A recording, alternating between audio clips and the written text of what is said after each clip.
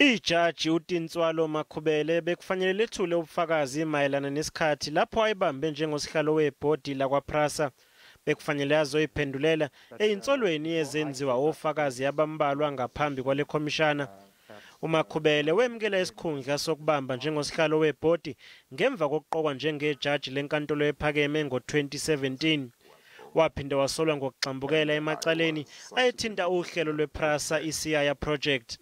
Kepha namhlanje uthumele ummeli ezocela ukuthi kuhlehliswe lesigcawu ethi udinga isikhathi sokuxoxisana nabameli bakhe.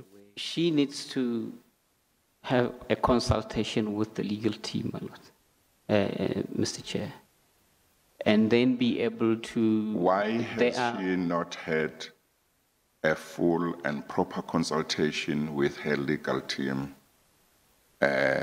from the time she at least knew that the matter would be coming up today? Usihlalo wekhomishana ubengagculisekile ngalezizathu ummeli wakhe wabeseveza ukuthi uMakhubele uqhunyelwe yisondo lemoto ngesikhathi esendleleni eza ePitoli izolo.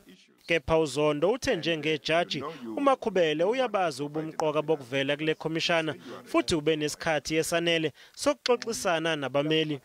When she has had as much time as she has had, several months, she comes at the last minute and asks to postpone the hearing of her evidence. Ask for a postponement of the hearing of her evidence, and therefore, which would therefore mean that this commission, for this commission, this whole day is wasted.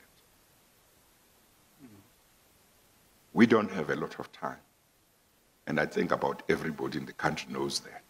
Lesiccawu siyaqhubeka.